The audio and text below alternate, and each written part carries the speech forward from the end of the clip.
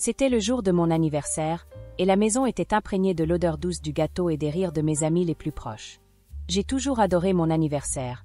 C'était l'une de ces dates qui me faisait me sentir spéciale, une journée rien qu'à moi. André, mon petit ami, était à mes côtés, me tenant la main et souriant. Nous étions ensemble depuis près de 2 ans, et il connaissait tous mes goûts et mes manies, me faisant me sentir en sécurité et aimer à chaque instant passé ensemble. La fête était animée, avec de la musique et beaucoup de conversations, exactement comme j'aimais, entouré des personnes qui comptaient le plus pour moi. Soudain, André se leva, attirant l'attention de tous avec un sourire mystérieux. « J'ai un cadeau spécial pour toi, mon amour, » dit-il, tendant une petite boîte élégamment emballée. Mon cœur fit un bond de curiosité. André a toujours été créatif avec ses cadeaux, et je me demandais ce qu'il aurait préparé cette fois-ci. Je déballai le paquet avec précaution et, en voyant le contenu, mes yeux s'écarquillèrent de surprise. C'était un kit de test d'ascendance ADN, de ceux que l'on voit annoncés sur Internet, quelque chose que j'avais toujours voulu faire mais n'avais jamais osé acheter. Un test ADN, demandai-je, avec un mélange de surprise et d'excitation dans la voix, tout en tenant la boîte dans mes mains. André hocha la tête, ses yeux pétillants d'amusement. « Je sais à quel point tu es curieuse de tes racines, et j'ai pensé que ce serait un cadeau amusant, » expliqua-t-il en m'embrassant tendrement le front. Il savait que j'avais quelques lacunes dans mon histoire familiale, surtout du côté de ma mère, qui ne parlait jamais beaucoup de ses grands-parents ou arrière-grands-parents. J'ai toujours rêvé de combler ces lacunes, de savoir d'où je venais réellement et quelles histoires mes ancêtres gardaient. L'idée de découvrir davantage sur mon ascendance m'a toujours fascinée, mais je n'avais jamais eu l'occasion ou l'incitation à vraiment me plonger là-dedans. Le kit ressemblait à une petite boîte à secrets, promettant de lever des mystères du passé que je ne savais même pas qu'ils existaient. J'imaginais les possibilités. Peut-être découvrirais-je que j'avais des racines dans un endroit exotique, ou que j'étais descendante d'une figure historique importante, ou que j'avais des parents éloignés sur un continent lointain. La curiosité était immense, et l'envie de commencer le processus immédiatement s'empara de moi, me faisant presque oublier la fête. Avec le kit en main, j'avais hâte de commencer le processus de collecte de l'échantillon. Mes amis s'approchèrent, curieux et un peu envieux de ce cadeau insolite et si personnel. « C'est génial. Après, raconte-nous ce que tu découvres. » dit ma meilleure amie, Livia, les yeux pétillants. La soirée d'anniversaire, déjà parfaite, acquit une touche supplémentaire d'émotion et d'attente. Je rangeai le kit avec soin, prévoyant déjà de le faire le lendemain matin, dès mon réveil. Le test ADN n'était pas seulement un cadeau, c'était une porte vers le passé, une invitation à me découvrir d'une manière totalement nouvelle et excitante. Le lendemain matin de mon anniversaire, la tête encore pleine de confettis et l'émotion de la fête, la première chose que je fis fut de prendre le kit ADN. Je suivis les instructions attentivement, chaque étape me semblant un petit rituel vers l'inconnu. Je frottai l'écouvillon à l'intérieur de ma joue, m'assurant de prélever un bon échantillon, puis je le plaçai dans le flacon de collecte, le scellant bien. Ce petit tube contenait plus que de la salive, il gardait des secrets de génération, des histoires de personnes qui m'avaient précédé et que je connaissais à peine. Après avoir scellé le kit, je remplis les formulaires en ligne avec mes données, créant mon compte sur le site de la société ADN. Je suivis le suivi du colis que j'avais envoyé par la poste, l'imaginant dans son voyage vers le laboratoire, où la magie de la science se produirait. Chaque mise à jour du statut de la commande semblait un petit pas vers une grande révélation. J'étais impatiente, mais en même temps un peu appréhensive, avec ce sentiment que quelque chose d'important était sur le point de se produire et de changer ma vision du monde. Les semaines qui suivirent furent un mélange de routine et d'une attente croissante. Chaque jour, je vérifiais mes emails plusieurs fois, attendant la notification que mes résultats étaient prêts. André essayait de me calmer, disant que cela prendrait un peu de temps, mais il savait à quel point j'étais impatiente. Nous parlions des découvertes possibles, rêvant d'ancêtres vikings ou d'une connexion avec la royauté européenne, riant de nos propres fantasmes et imaginant nos traits. La curiosité concernant mon ascendance avait toujours été une faible flamme, mais le test l'avait transformée en un feu ardent. Je me surprenais à penser aux histoires non racontées de ma famille, aux vies de mes grands-parents et arrière-grands-parents que je n'avais jamais connues. Je voulais savoir s'il y avait des caractéristiques physiques que j'avais héritées d'une lignée lointaine, ou si un talent secret était caché dans mon ADN, attendant d'être découvert. L'attente était presque insupportable, mais chaque jour me rapprochait de la vérité.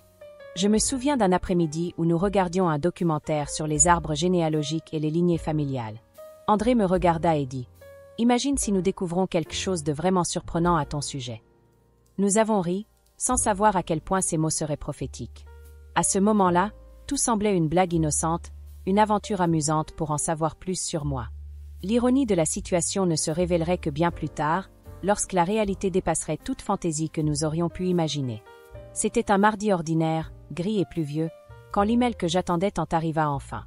Le titre du message était simple: « Vos résultats ADN sont prêts ».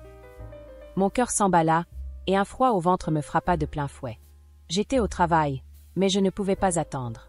Les mains tremblantes, je cliquai sur le lien, et la page se chargea lentement, chaque seconde semblant une éternité tandis qu'Internet semblait conspirer contre mon anxiété. Je pris une profonde inspiration, sentant le poids de l'attente sur moi. La première partie des résultats était exactement ce à quoi je m'attendais, une carte du monde colorée, montrant mes origines ethniques. Il y avait un peu d'Europe de l'Est, quelques racines ibériques, et une surprise de Scandinavie, ce qui me fit sourire en imaginant mes ancêtres vikings.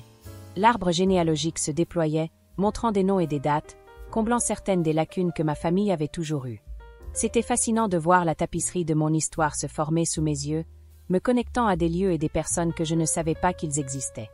Je fis défiler la page vers le bas, absorbant chaque détail, chaque pourcentage, chaque trait de mon héritage. C'était comme résoudre un puzzle complexe, et chaque pièce s'emboîtait parfaitement, révélant une image plus complète de qui j'étais et d'où je venais. J'envoyai un message rapide à André, parvenant à peine à contenir mon excitation, lui racontant les découvertes initiales. Il répondit avec des émojis de fête, aussi enthousiaste que moi, promettant que nous en parlerions dès qu'il rentrerait à la maison. C'est alors que mes yeux s'arrêtèrent sur une section que je n'attendais pas. Correspondance ADN. Il y avait une liste de personnes avec qui je partageais du matériel génétique. Je commençai à lire les noms, curieuse de voir si je trouverais des parents éloignés. J'aperçus des cousins au 3e et 4e degré, des grands-oncles éloignés, et même une tante dont je ne savais pas qu'elle existait. C'était incroyable de penser qu'il y avait un réseau de parenté si vaste, dispersé dans le monde, et que j'avais maintenant un moyen de m'y connecter. Soudain, un nom sur la liste me fit m'arrêter. Un nom familier, un nom que je voyais et entendais tous les jours. Mon cœur fit un bond, et un frisson parcourut ma colonne vertébrale. Là, il était, dans la catégorie « frère ou demi-frère », André Silva. Cela ne pouvait pas être. Mes yeux se fixèrent sur l'écran, relisant le nom plusieurs fois, comme si la répétition pouvait changer ce que je voyais. La sensation de choc fut si accablante que l'air sembla avoir disparu de mes poumons, et le monde autour de moi commença à tourner. L'image sur l'écran de l'ordinateur semblait clignoter, mais je savais que ce n'était pas une erreur. André Silva, listé comme mon demi-frère, avec un pourcentage d'ADN partagé qui ne laissait aucun doute. Mon esprit refusait de traiter l'information. André, mon petit ami, l'homme que j'aimais et avec qui je planifiais un avenir, était mon demi-frère? C'était impossible, une blague cruelle du destin ou une erreur grotesque de la science. Je voulais crier, pleurer, mais j'étais paralysée, incapable de toute réaction autre que le choc. Je luttais pour respirer, sentant l'air raréfié autour de moi. Je révisai la page plusieurs fois, cherchant le moindre indice que c'était une erreur. Peut-être y avait-il un autre André Silva dans le monde du même âge et avec un profil ADN compatible? L'espoir était un fil ténu, presque inexistant, mais je m'y accrochais désespérément. La logique disait non, que la correspondance ADN était irréfutable, mais mon cœur criait que c'était une erreur, une terrible confusion. Les minutes s'étirèrent comme des heures. J'appelai Livia, ma meilleure amie, mais ma voix se brisa en essayant d'expliquer. « Livia, j'ai découvert quelque chose d'horrible, réussis-je à balbutier entre deux sanglots. Elle me demanda ce qui s'était passé, mais je ne pouvais pas former les mots. La révélation était si monstrueuse qu'elle semblait irréelle, quelque chose sorti d'un film dramatique, pas de ma vie tranquille et heureuse. Le monde que je connaissais s'écroulait devant moi, morceau par morceau. Ma tête commença à me faire mal avec l'avalanche de pensées. Comment cela serait-il possible?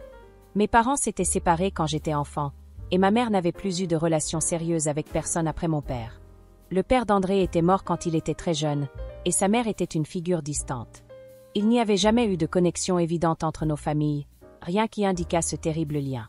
Chaque souvenir avec André, chaque baiser, chaque tendresse, devenait maintenant un souvenir perturbant et malsain. Je sentis une nausée intense, et je dus m'appuyer sur la table pour ne pas tomber. Le cadeau d'anniversaire qu'André m'avait offert, avec tant de tendresse et de bonne intention, était devenu une bombe à retardement, faisant exploser les fondations de ma relation et de ma propre identité. Je voulais effacer cet email, faire semblant de ne jamais l'avoir vu, mais l'image du nom André Silva, sous la catégorie « demi-frère », était gravée au fer rouge dans mon esprit. La vie ne serait plus jamais la même, je le savais, et la peur de ce qui allait suivre était accablante. La sonnette retentit, et je sursautai. C'était André. Mon cœur tambourina dans ma poitrine, et une peur glaciale m'envahit. Comment le regarderais-je? Comment lui dirais-je ce que j'avais découvert? La porte semblait un portail vers un avenir incertain et douloureux. Je pris une profonde inspiration, essayant de retenir les larmes qui menaçaient déjà de couler, et j'ouvris la porte, forçant un sourire qui tenait à peine sur mes lèvres tremblantes. Il entra, comme toujours, avec son étreinte chaleureuse et son baiser doux, et je sentis un frisson de malaise. « Et alors, quelles sont les nouvelles de tes ancêtres vikings » demanda-t-il, les yeux brillants de curiosité. Je le fis asseoir sur le canapé, et ma voix se brisa en essayant de commencer. « André, je dois te montrer quelque chose. »« C'est très sérieux, » dis-je, lui tendant l'ordinateur portable, la page des résultats ADN toujours ouverte sur la section des correspondances.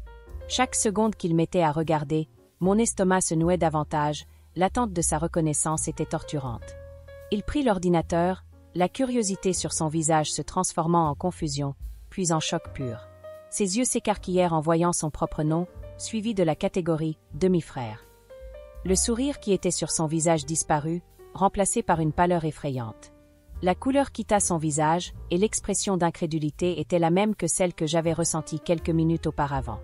Il me regarda, puis l'écran, et de nouveau moi, comme s'il s'attendait à ce que je dise que c'était une mauvaise blague. « Ça ne peut pas être réel », murmura-t-il, la voix altérée par le choc. Je hochai la tête, les larmes coulant enfin sans contrôle sur mon visage. Je sais, moi non plus je n'arrive pas à y croire. Mais c'est là, André. Notre ADN, nous sommes demi-frères. La phrase, prononcée à voix haute, semblait encore plus surréaliste et cruelle. Le silence qui suivit fut lourd, chargé de douleur et de désespoir, et je pouvais sentir les fondations de notre monde s'écrouler sous nos pieds. Nous restâmes assis là, côte à côte, mais séparés par un abîme qui s'était soudainement ouvert entre nous. L'air était dense avec les questions non dites, avec la peur du futur et la douleur du présent. Les souvenirs de notre relation, de tous les moments que nous avions partagés, passaient maintenant devant mes yeux avec une lentille nouvelle et perturbante. Le cadeau qu'il m'avait offert, avec tant d'amour, avait révélé une vérité qui détruirait tout ce que nous avions construit. Je savais que la conversation la plus difficile de nos vies ne faisait que commencer. La nuit tomba, et avec elle la dure réalité de notre nouvelle situation. Nous avons parlé pendant des heures, retournant chaque détail que nous pouvions trouver. André me raconta l'histoire de son père, qui avait eu une vie pleine de voyages et de relations avant de rencontrer sa mère. Ma mère, quant à elle, a toujours été réservée sur son passé amoureux avant mon père, ce qui prenait maintenant un sens étrangement nouveau. Les pièces du puzzle s'assemblaient d'une manière qu'aucun de nous ne voulait, mais qui semblait indéniable. La douleur était physique, un nœud au ventre qui refusait de disparaître. Nos plans, nos rêves, tout ce que nous avions construit, s'effondrait sous nos yeux. L'amour que nous ressentions l'un pour l'autre n'avait pas changé soudainement, mais sa nature avait été pervertie par cette révélation choquante. Comment pourrions-nous avancer? Comment pourrions-nous gérer cette vérité qui nous unissait d'une manière si inattendue et, en même temps, nous séparait par une barrière infranchissable? Nous avons décidé que nous aurions besoin de temps, chacun pour traiter l'information à sa manière. L'idée de nous séparer était excruciante, mais celle de continuer comme si rien ne s'était passé était encore plus perturbante. Le silence de la maison, autrefois confortable, semblait maintenant lourd et rempli de questions sans réponse. Chaque toucher, chaque regard, chaque souvenir de notre temps passé ensemble, portait désormais le poids de cette nouvelle et dévastatrice vérité. Ce qui était un amour pur était maintenant souillé par ce lien de sang. L'avenir semblait flou, incertain et effrayant. Il n'y avait pas de manuel pour faire face à une telle situation. La honte et la confusion étaient accablantes. Penser à la façon d'expliquer cela à nos amis et à notre famille était quelque chose que je pouvais à peine concevoir. La simplicité et la joie de nos vies avaient été remplacées par une complexité douloureuse, et la sensation de perte était immense, comme si nous nous étions non seulement perdus l'un l'autre, mais aussi nous-mêmes dans le processus. Ce cadeau d'anniversaire, offert avec la meilleure des intentions, a bouleversé ma vie. Le test ADN, qui promettait de lever des mystères du passé, a révélé un secret que je n'aurais jamais pu imaginer, et qui a changé mon présent et mon avenir pour toujours. Je ne sais pas ce que demain apportera, mais je sais que le chemin pour traiter cette vérité sera long et douloureux. La seule certitude est que, d'une manière ou d'une autre, André et moi devrons trouver un moyen d'avancer, même si ce chemin nous mène dans des directions différentes.